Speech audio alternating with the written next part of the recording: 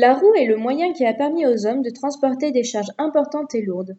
Les Égyptiens ont d'abord utilisé la forme ronde par le biais de rondins mis côte à côte permettant de tracter une charge importante par la force de leurs bras. De fait, les hommes ont gagné en temps, en vitesse et en efficacité.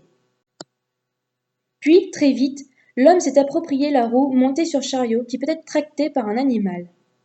Ce fragment de la mosaïque appelé étendard dur, qui date des dynasties sumériennes archaïques, nous montre un type de roue constitué de deux demi-ronds de bois plein, bridés et cerclés de métal pour retarder les effets de l'usure. Cette maquette de char, vieille de 4800 ans, découverte en Irak, montre des roues portant des protubérances rappelant la présence de clous.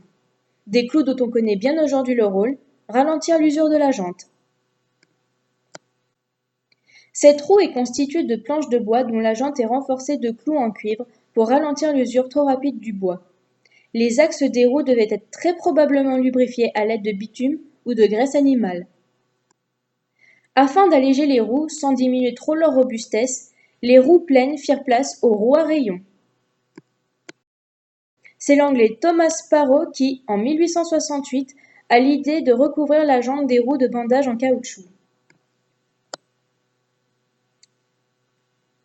Le pneumatique, proprement dit inventé en 1888 par John Boyne Dunlop, a été réalisé à partir d'un assemblage judicieux de cuir et de caoutchouc réservé à l'usage exclusif des bicyclettes. Ensuite viendra rapidement le tour des voitures hippomobiles ou automobiles à pétrole. En février 1895, les frères Michelin équipent de pneumatiques la première voiture attelée. Aujourd'hui, les pneumatiques sont des objets techniques très élaborés, composés d'une carcasse radiale, de renforts métalliques et de mélanges de caoutchouc et d'ingrédients variés comme le noir de fumée pour réduire l'usure et assurer la protection contre les rayons ultraviolets.